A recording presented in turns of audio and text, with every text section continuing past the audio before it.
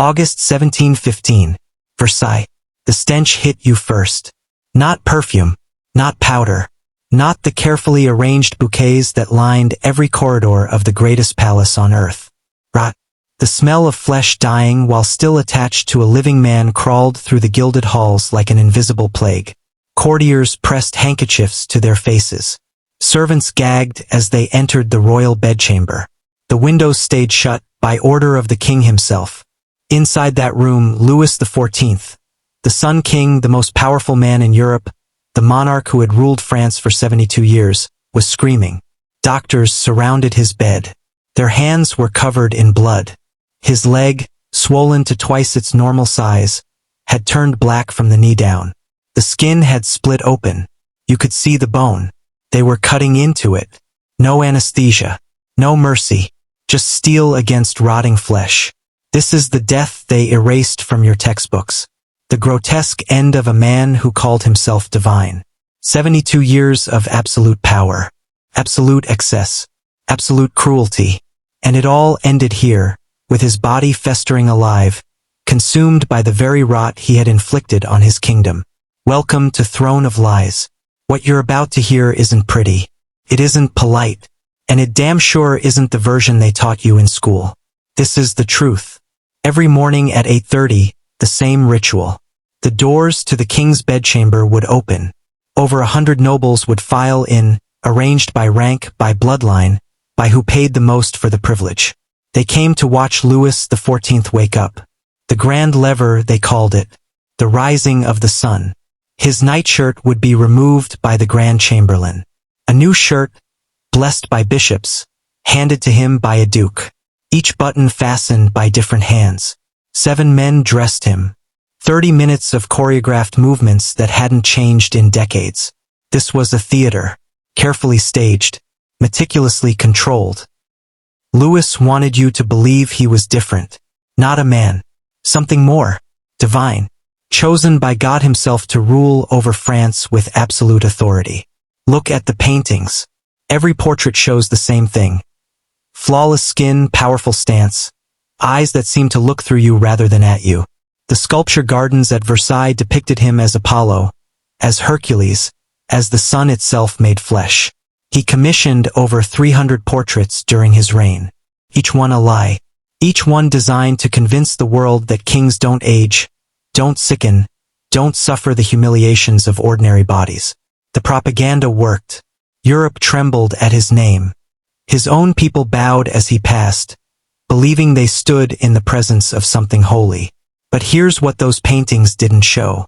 The body underneath the silk and jewels was already falling apart. 1685.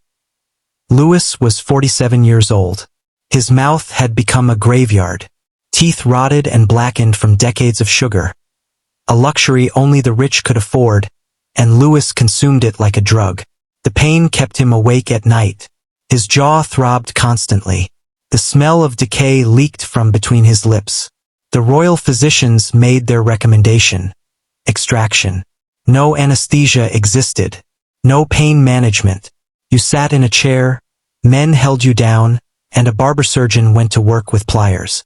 They pulled them out one by one. Louis screamed. The court pretended not to hear. But the butcher pulling his teeth made a mistake. He yanked too hard. Something cracked. Not just the tooth, the bone itself. A piece of Louis's upper jaw came out with the rotten molar. The king's mouth was now an open wound. A hole straight through from his mouth to his nasal cavity. The consequences were immediate and revolting. When Louis ate, which he did constantly in front of his entire court during public dinners, food would go up instead of down. Chunks of meat would slide out of his nostrils while he chewed. Wine would leak from his nose. He'd sit at the head of the table, the most powerful man in Europe, with gravy dripping from his face. The courtiers said nothing. You didn't mention the king's deformities. Not if you wanted to keep your position, your land, your head. But that wasn't even the worst of it. Louis's bowels had stopped working properly. Chronic constipation. The result of eating massive quantities of meat and almost no vegetables. His intestines, as doctors would later discover, were twice the normal length. a genetic abnormality that made digestion nearly impossible. He couldn't shit without help. So every morning, as part of that sacred ritual, after he was dressed and perfumed and made to look like a god, servants would prepare the royal close stool. Louis would sit, and a physician would administer an enema. In front of people, nobles stood there, trying to maintain dignified expressions, while the King of France had liquid forced up his rectum to make him defecate. This happened almost daily, for decades, and it gets worse. 1686. A new pain emerged, sharp, burning, located where no king should ever admit to feeling pain. An anal fistula. An infected tunnel had formed in the tissue around his anus. It was filled with pus. It leaked. It smelled. Sitting on his throne became agony. Riding his beloved horses impossible. For months he hid it. The divine king couldn't have a rotting asshole. The image wouldn't allow it. But the infection spread. The pain became unbearable. Surgery. No choice. They laid him on a table. No drugs. Nothing to numb the area. The royal surgeon, Charles-François Felix, had designed special instruments just for this operation. Curved blades to cut into the most sensitive tissue on the human body. The surgery took hours. Felix sliced. Louis screamed. Blood poured. The surgeon cut away the infected tissue, then cauterized the wound with a red-hot iron. They did this to the King of France while he was fully conscious. He survived. Barely. The wound took months to heal, but it healed wrong. Scar tissue formed. His body never worked the same way again. And through it all, through the dental mutilation, through the leaking face, through the public enemas and the butchered surgery, Louis maintained the performance. Every morning, the grand lever. Every evening, the grand coucher. The endless ceremonies. The public meals. The audiences where he sat on his throne for hours, pretending his body wasn't betraying him with every breath. Because that's what absolute power demanded. The image mattered more than the man. The crown mattered more than the flesh wearing it.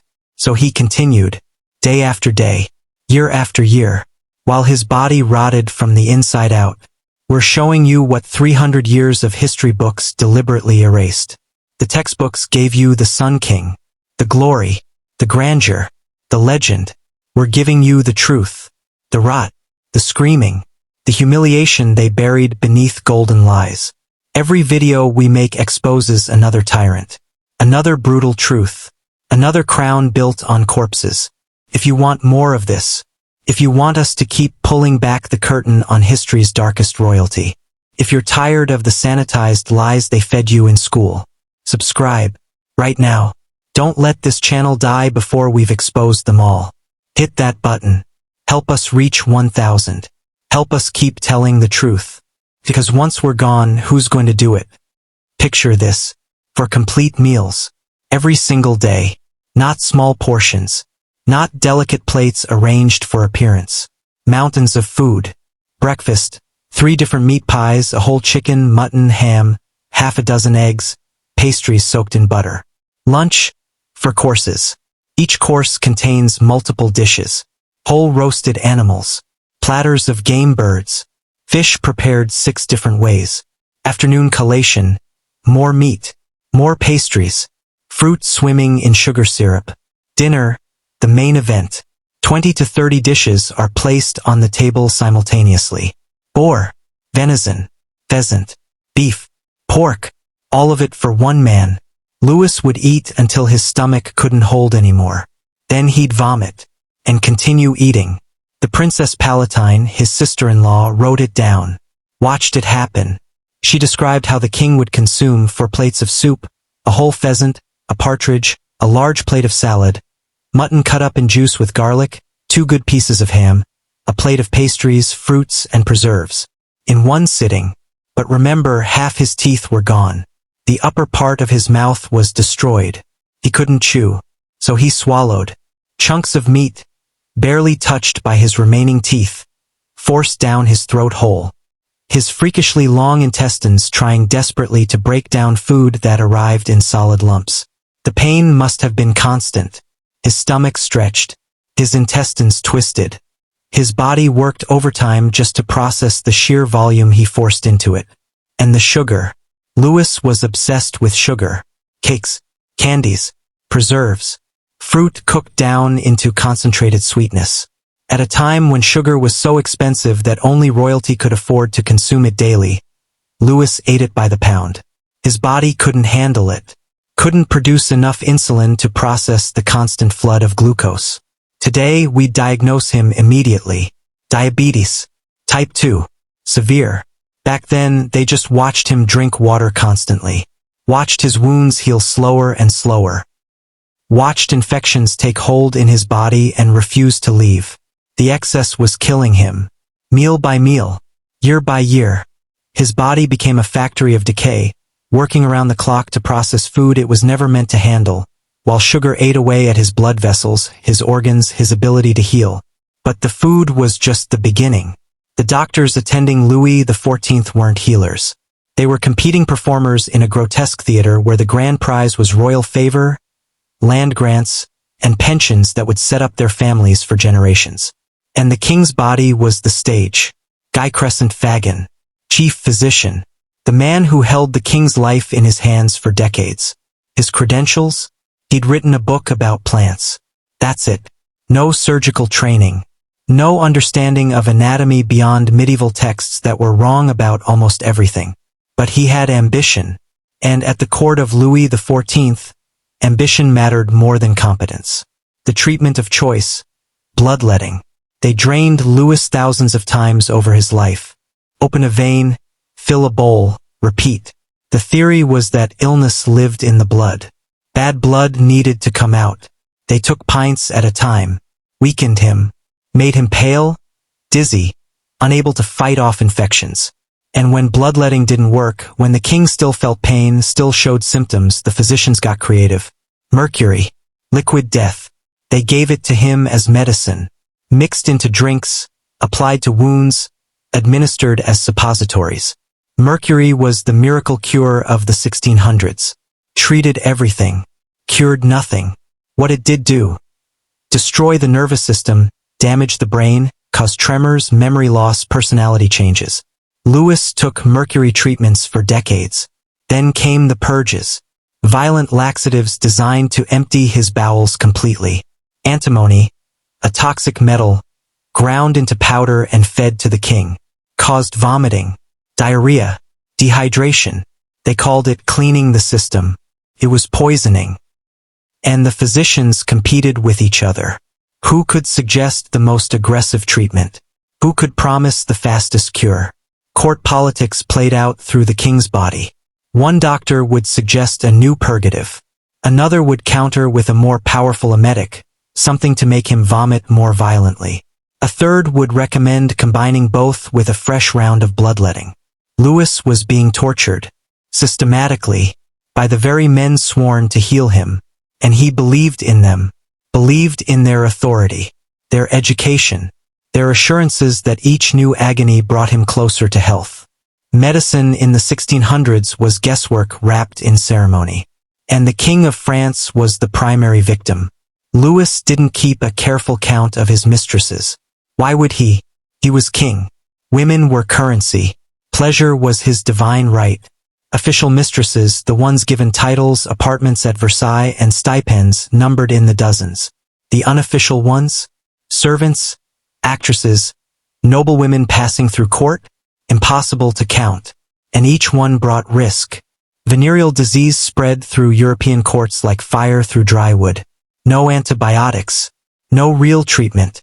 Just infection passing from body to body, mutating, festering. The question historians still debate. Did Louis have syphilis?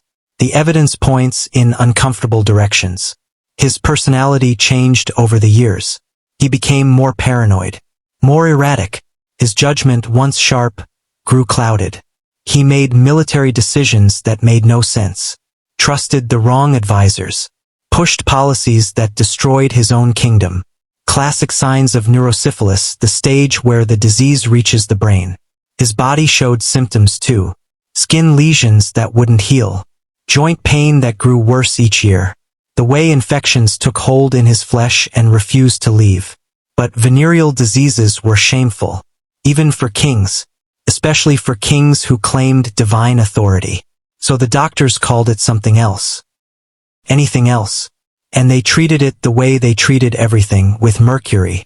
The same mercury that was killing him. Poured into open sores. Injected into his urethra. Yes, they did that.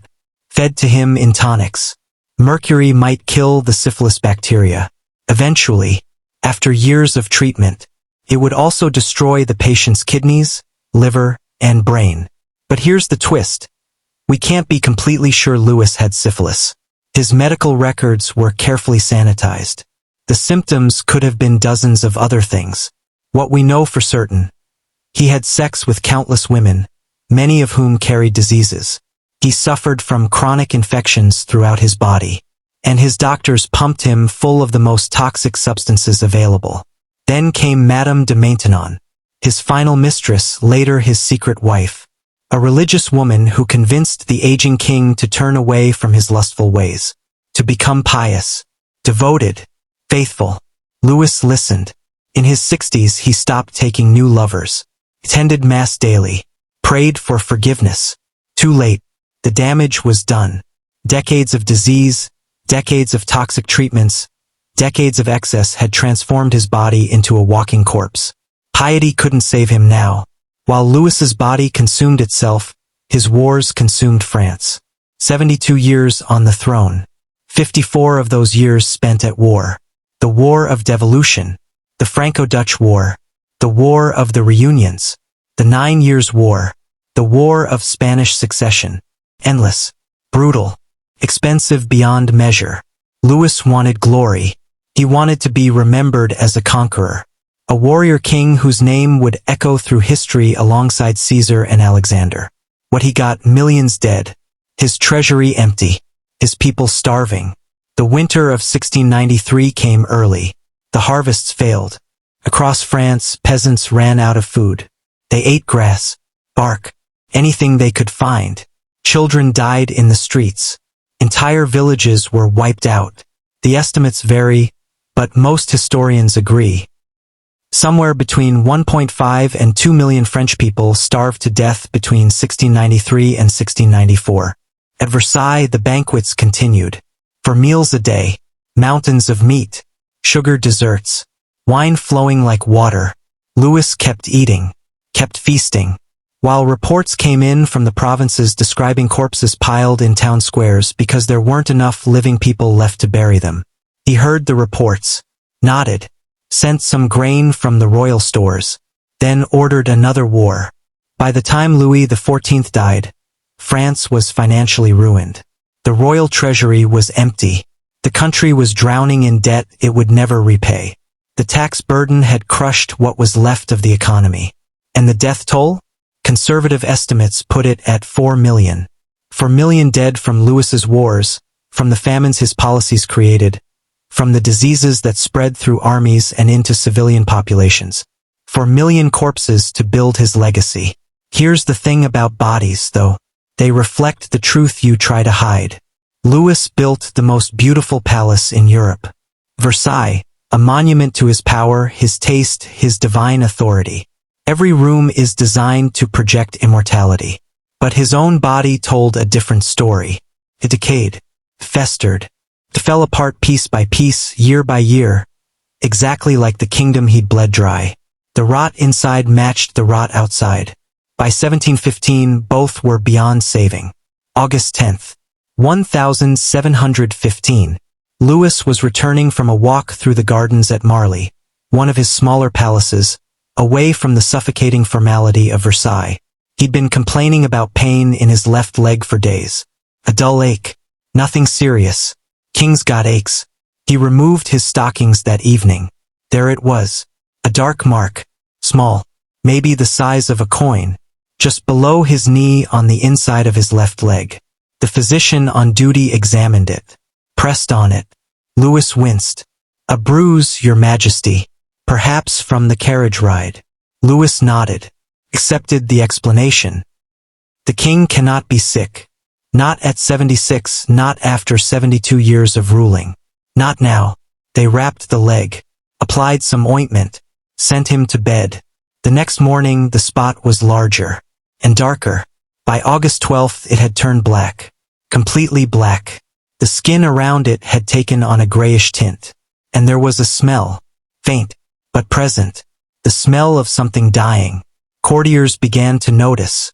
During the daily ceremonies, during the public audiences, they'd catch it, that slight rot in the air. They'd glance at each other. Say nothing. You don't tell the King of France that he smells like death. Louis kept performing. The grand lever. The council meetings. The public dinners where he sat at the head of the table, fork in hand, maintaining the illusion. But his leg throbbed. The pain grew sharper. Each step became agony. By August 15th, he couldn't hide the limp anymore. The black spot had spread. Covered his entire shin now.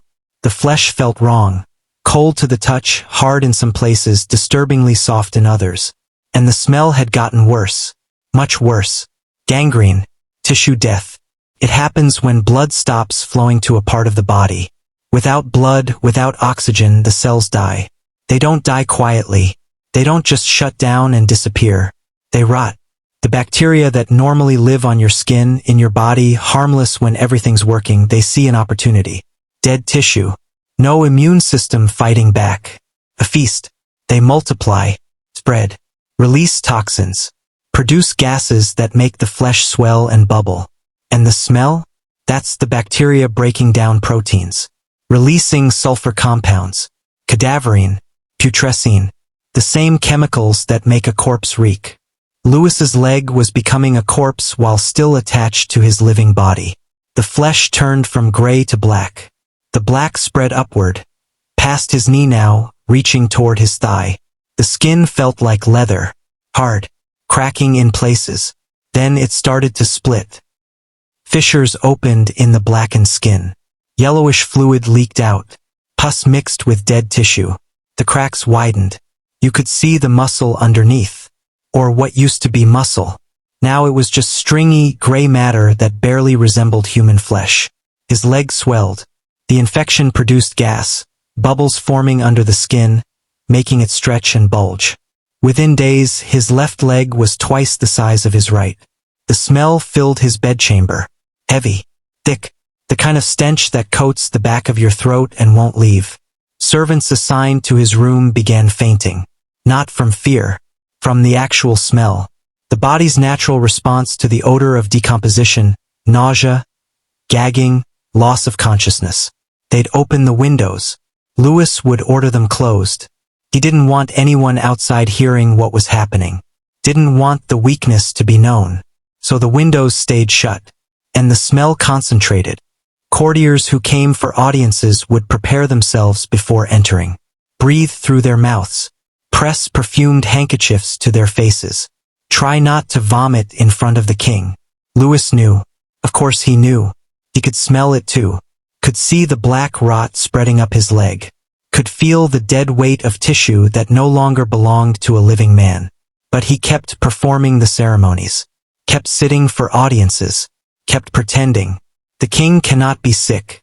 Even when his body was visibly dying in front of everyone. The physicians panicked. This was the King of France. If he died under their care, their careers were over. Possibly their lives. They needed to do something. Anything. Even if it made things worse. First, bloodletting. Of course. They opened a vein in his arm. Let the blood flow into a bowl. The theory, getting rid of bad blood, would help the body fight the infection. The reality, they were draining blood from a man whose leg was already dying from lack of circulation. Making the problem worse with every drop that fell into that bowl. Louis was 76. His body was already failing. And they were weakening him further. Next, poultices. They mixed compounds, herbs, minerals, animal fat, heated them until they were nearly boiling, and applied them directly to the rotting flesh. The smell of burning meat joined the smell of gangrene. Louis screamed. The sound carried through Versailles, echoed down the corridors. Servants in distant rooms heard it. The courtiers pretended they didn't. You don't acknowledge the king's pain. It undermines the image. The divine monarch doesn't suffer like common men. But the screaming continued. Every time they changed the poultice, Every time they tried to draw out the poison, every time they touched the dead flesh, he screamed. Then came the ass's milk. One of the physicians had read somewhere in some ancient text that ass's milk had healing properties, strengthened the blood, purified the body. They brought in a female donkey, milked it, poured the warm milk into a cup and forced Louis to drink it. He gagged, vomited. They made him drink more, 3 times a day, fresh ass's milk, as if that would stop the rot spreading through his leg. When that didn't work, and of course it didn't work, they brought out the theriac, ancient medicine, a compound containing over 60 ingredients, opium, viper flesh, crushed gemstones, various plants, all mixed together into a paste. It was supposed to be a cure-all, a remedy for poison, for plague, for death itself. In reality, toxic, potentially deadly, containing ingredients that could damage the liver, the kidneys, the heart. They fed it to Louis anyway, spoonfuls of this black paste. He swallowed, because the physicians told him it would help. It didn't help. Nothing helped. Each treatment made him weaker, made the infection spread faster.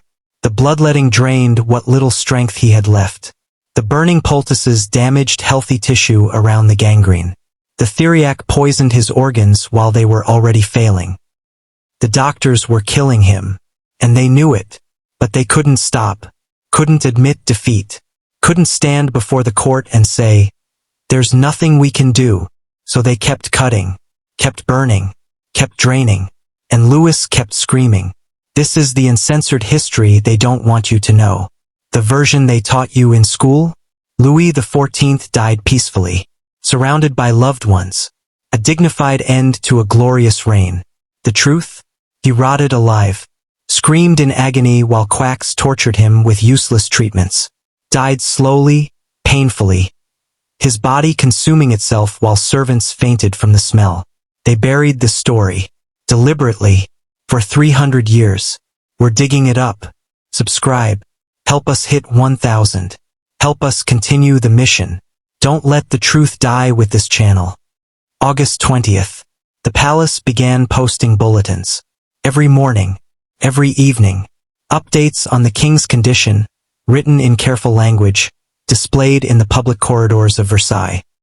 His Majesty rested moderately well. The affliction of the leg continues under observation. Translation: he's dying. Slowly.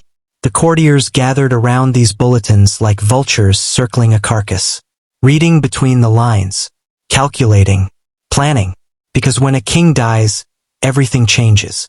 Positions disappear, pensions vanish, enemies take power, fortunes are made or destroyed in the hours following a royal death. So they watched and waited. In the corridors outside Louis's bedchamber, nobles lingered, pretending to discuss weather, fashion, trivial matters. Really, they were listening. Listening for the screams that told them he was still alive. Listening for the silence that would tell them he was gone. They made their moves early. Quiet conversations in corners. Promises exchanged. Alliances formed. The Duke of Orleans, Louis's nephew, began assembling support.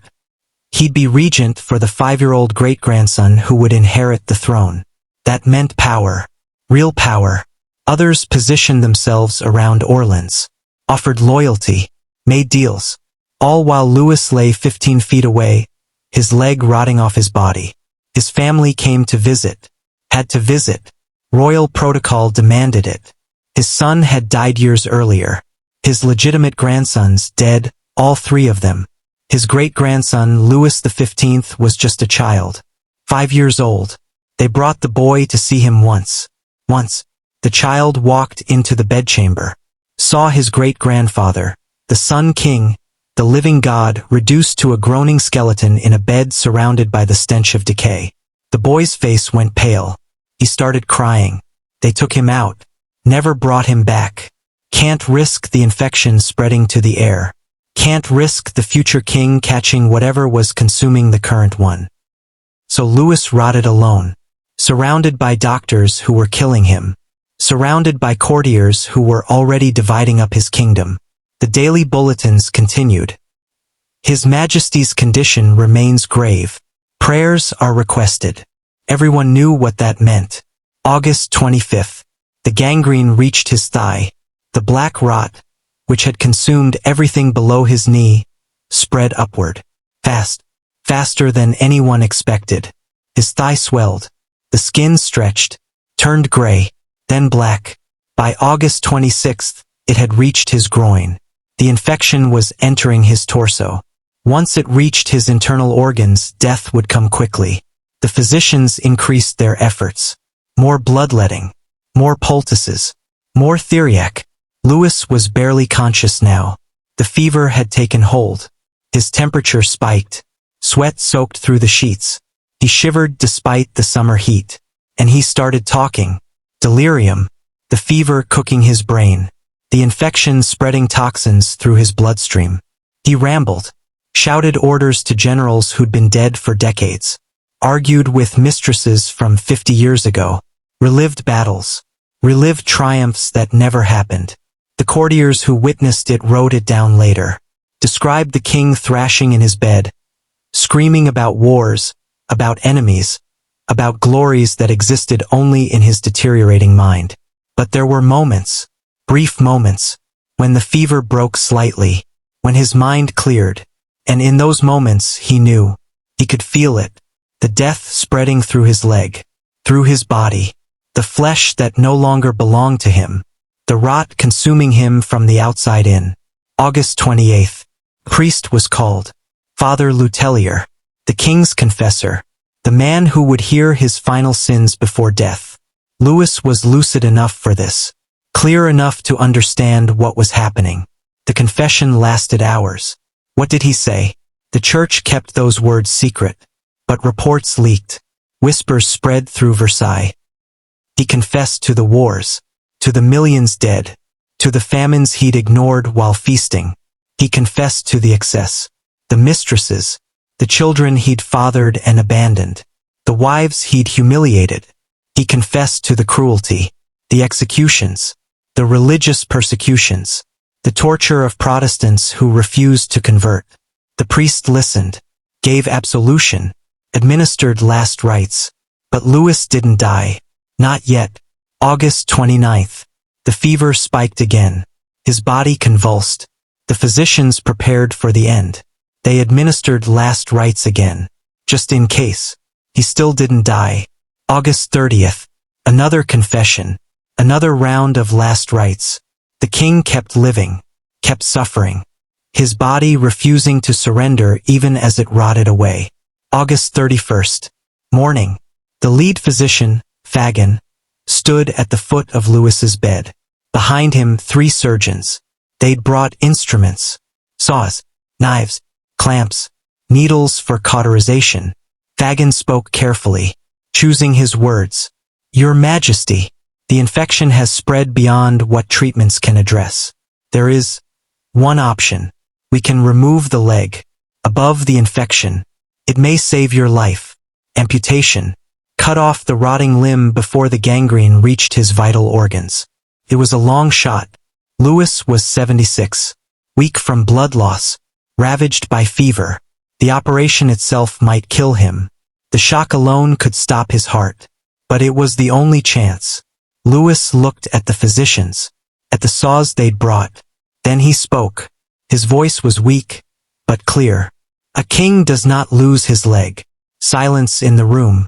Fagan tried again. Explained the alternative. Explained that death was certain without intervention. Louis repeated himself. A king does not lose his leg. I will die whole. Vanity. After everything. After 72 years of excess and cruelty and watching his body fall apart piece by piece. After the dental mutilation, the anal surgery, the public humiliations. This is where he drew the line. He would not be a cripple. Would not be remembered as the king who lost his leg. The image mattered. Even now. Even at the end. The physicians withdrew. Took their saws with them. But they didn't give up entirely. They had another idea. If they couldn't remove the leg, maybe they could remove the rot. Cut away the dead tissue. Leave the limb attached. Give the body a chance to fight back. They didn't ask permission this time. They just did it. The surgeons entered his chamber, held him down, and began cutting. No anesthesia. Nothing to numb the pain. Just steel against flesh that was half dead and half alive. They cut into his thigh, carved away chunks of blackened tissue. Blood mixed with pus. The smell, God, the smell. Louis screamed. The sound carried through Versailles, through the corridors, through the courtyards. Servants in the gardens heard it. Nobles in distant wings of the palace heard it. The Sun King, the divine monarch, the man who'd ruled Europe with absolute authority, screaming like an animal being butchered. They cut for hours, removed pounds of dead flesh, tried to find where healthy tissue began. They never found it. The infection had spread too far. Everything they cut into was already dying. They finally stopped, bandaged what was left Louis in his bed, barely conscious, his body in shock from the trauma. It was September 1st, early morning. The end was close now. Louis woke before dawn. The fever had broken. His mind was clear, crystal clear. He knew this was the last day. He could feel his body shutting down, the coldness spreading from his ruined leg up through his torso, his heart struggling, his lungs laboring. He called for his family, what was left of it. They gathered around the bed. The Duke of Orleans, the princesses, the bishops, the physicians who'd failed to save him. Louis spoke. His voice was barely a whisper. He told them he was dying, told them he regretted the wars, regretted the suffering he'd caused, told them to rule better than he had. Then he blessed the 5-year-old great-grandson who would take his throne, told the boy to avoid war, to care for the people, to be better. The boy stood there, crying, not understanding. Louis closed his eyes. His breathing changed, became shallow, irregular. The death rattle started. That distinctive sound, fluid in the lungs, the body systems failing one by one. Everyone in the room knew that sound. 8 a.m. His breathing slowed further. Long gaps between breaths. 8:10 a.m. The gaps grew longer. 8:15 a.m. One final breath. Barely audible. More of a sigh than a breath. Then nothing. Silence. The physicians checked. Felt for a pulse. Found none. The lead physician turned to the assembled court. The king is dead. Immediately, the Duke of Orleans stepped forward. Long live the king, referring to the 5-year-old boy standing there in tears. The transition was instant. Power shifted in the space of a heartbeat. Louis XIV was the past. Louis XV was the future. The courtiers who'd been hovering outside rushed in, not to mourn, to see, to confirm, to begin their scheming in earnest. They looked at the corpse in the bed, the body that had been the center of European power for 72 years. It was already turning gray. The gangrene had won. Even in death, the rot continued. The smell was unbearable. They covered the body quickly, began preparations for removal. Within an hour, the bedchamber was empty. The courtiers had dispersed. The new king had been taken to safety. The physicians had left to write their reports. Louis XIV lay alone, covered by a sheet, in a room that reeked of death. The Sun King, extinguished in rot and darkness, exactly as he'd lived. September 2nd, 1715. They laid Louis XIV corpse on a marble table in a sealed chamber. The smell was so intense they had to rotate the physicians performing the autopsy every 30 minutes. The chief surgeon made the first incision, sternum to pelvis. What they found wasn't a body. It was a catalog of horrors. They started with the leg. The gangrene had consumed everything from the toes to the upper thigh. But here's what shocked them. It hadn't stopped there. The infection had reached his lower abdomen. The tissue around his groin was necrotic. Dead. Black. The rot had been spreading into his torso when his heart finally gave out. He'd been days, maybe hours, away from the gangrene reaching his vital organs. They moved to the stomach. Enlarged. Massively enlarged. Stretched to nearly twice the normal size. The walls were thin. Damaged. scarred from decades of forcing food through tissue that was never meant to expand that much. The lining showed evidence of ulcers, dozens of them, some old, some recent, places where the stomach acid had eaten through the protective barrier and started consuming the stomach itself. This man had been digesting his own body for years. The intestines. The physicians measured them, then measured again. Couldn't believe the results. Normal human intestines, about 25 feet total. Louis's intestines, nearly 50 feet. A genetic abnormality. An extra loop of bowel that had coiled inside him since birth. It explained everything: the constant eating, the inability to feel full, the chronic constipation, the digestive agony. His body had been built wrong from the start. The liver came next. Enlarged, fatty, showing signs of advanced disease. Probably cirrhosis from decades of wine consumption. The tissue was hard in places, soft and crumbling in others. This organ had been failing for years. Processing toxins, processing alcohol, processing the mercury the physicians had fed him. Barely functioning by the end. Then the heart. They lifted it from his chest. Weighed it. Too heavy. Nearly twice the normal weight. Enlarged. Malformed. The walls thickened from years of struggling to pump blood through a body that kept growing, kept demanding more oxygen, more nutrients. The chambers weren't symmetrical. The valves showed damage. This heart had been working overtime for decades, and the strain had warped it. They found evidence of previous heart attacks. Scarring in the tissue. Small dead zones where blood flow had stopped and never returned.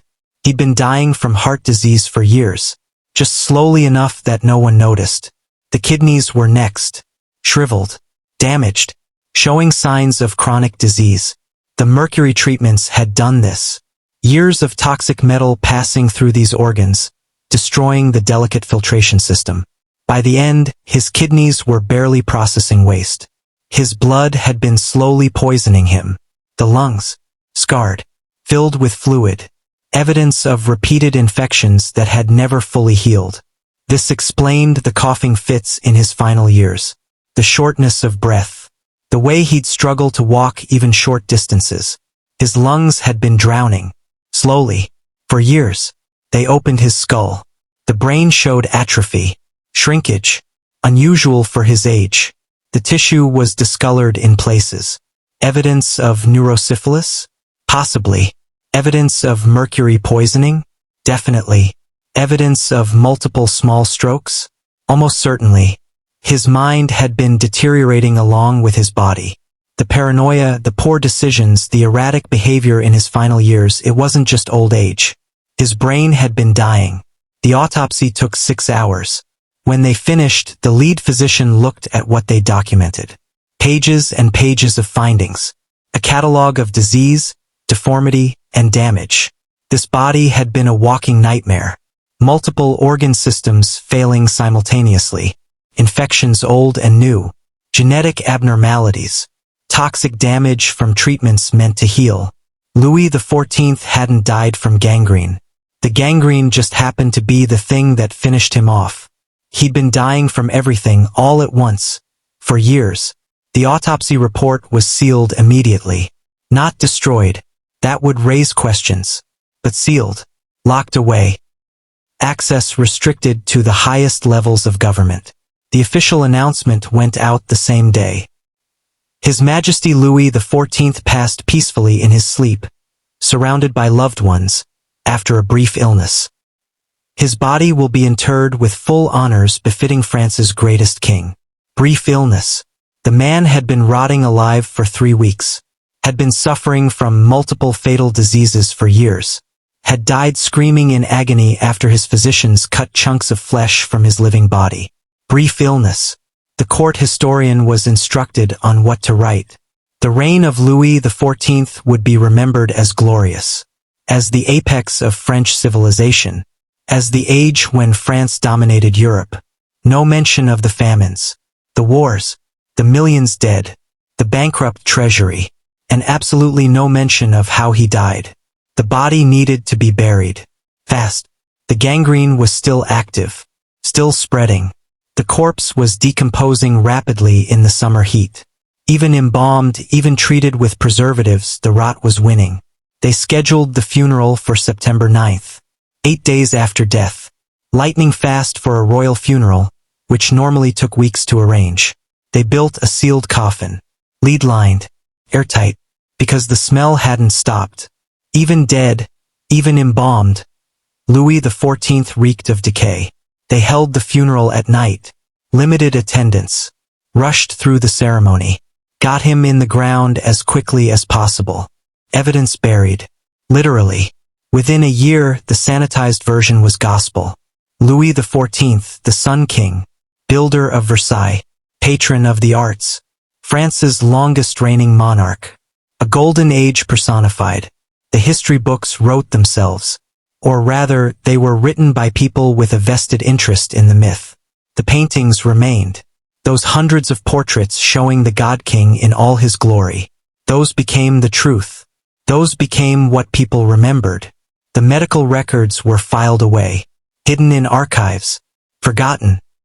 The courtiers who'd witnessed his agonizing death, they wrote memoirs, but carefully, diplomatically, suggesting he died with dignity, with grace, as a king should. The few who tried to tell the truth, who described the rot, the screaming, the horror, were dismissed, labeled as gossips, scandalmongers. Their accounts were buried under the official narrative. For 300 years the lie held. Louis XIV, great king, powerful ruler, glorious reign. The textbooks repeated it. The documentaries repeated it. The palace at Versailles stood as physical proof of his magnificence. And the truth rotted in sealed archives that no one bothered to open. Why? Because the myth served a purpose. France needed heroes. Needed to believe its past was glorious. Needed the Sun King to be a Sun King, not a festering tyrant who died screaming. The aristocracy needed the myth too. They'd served him, benefited from him. Admitting the truth meant admitting they'd enabled a monster. So everyone agreed to forget, to bury the reality along with the body. And it worked. Until now. There's a poetry to how Louis XIV died. He built Versailles, 17,000 acres of gardens, fountains, and palaces. A monument to permanence, to immortality, to power that would never fade. He died rotting, his body consuming itself, falling apart piece by piece, temporary, mortal, weak. He sent 4 million people to their deaths, through wars, through famines, through policies that ground the poor into dust while he feasted. He died in terror, in agony, screaming for mercy that never came, dying the kind of death he'd inflicted on millions. He ruled with absolute power, called himself chosen by God, demanded worship from his subjects. He died helpless, at the mercy of incompetent physicians, unable to control his own body, unable to stop the rot spreading through him. The body politic mirrored the physical body.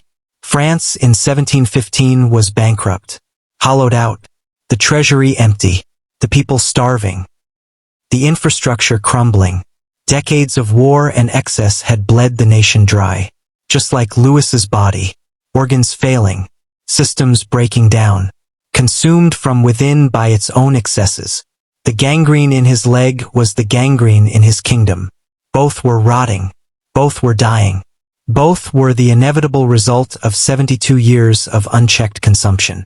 France would take decades to recover. The financial ruin Louis left behind contributed directly to the conditions that sparked the French Revolution 74 years later. His great-great-great-grandson, Louis XVI, would die on a guillotine, executed by a people who'd had enough of kings. The line Louis established ended in blood, in revolution, in the complete destruction of the system he'd built. Karma works slowly, but it works. Louis XIV died in agony, his body a rotting testament to the excesses that defined his reign. He wanted immortality, wanted to be remembered forever as the greatest king in history. He got his wish. We remember him. We just remember the truth now. The Sun King who festered alive. The tyrant who died screaming. The man whose rotting corpse finally matched the rotting soul beneath the crown. That's the legacy. That's the truth. That's what they tried to bury for 300 years. Louis XIV wasn't an exception. He was the rule. Absolute power doesn't just corrupt. It rots. Literally. Physically. The bodies of tyrants tell the story their propaganda tried to hide. Divine monarchy. The idea that kings were chosen by God. That they were different from ordinary humans. Superior. Untouchable. Immortal. It was always a lie. Louis XIV claimed divine right. Said God himself had placed the crown on his head. That his authority came from heaven, not from men. Then he died screaming, his leg rotting off, his body consumed by gangrene while servants fainted from the smell. Divine. The ruling class spent centuries perfecting the illusion. The portraits. The ceremonies. The propaganda machine designed to make you forget that kings were just men. Flawed men. Sick men. Dying men. They hid their humanity because humanity undermined the system. If the people saw the king vomiting after gorging himself, saw food falling from his nose, saw him screaming during medical torture, how could they believe he was chosen by God? If they knew he was dying from venereal disease, rotting from excess, suffering from the same afflictions that killed peasants, why would they accept his absolute authority? So they hid it, covered it up, rewrote history to protect the myth. And here's the pattern. Most of the great monarchs died horribly. Henry VIII. Rotting from infected leg ulcers, obese beyond mobility, likely suffering from syphilis, dying in agony. Charles II of Spain. So inbred he couldn't chew food, constantly sick, died at 38 from multiple organ failure. Ivan the Terrible. Killed his own son in a rage, died from mercury poisoning while playing chess. His body found to contain toxic levels of arsenic and mercury.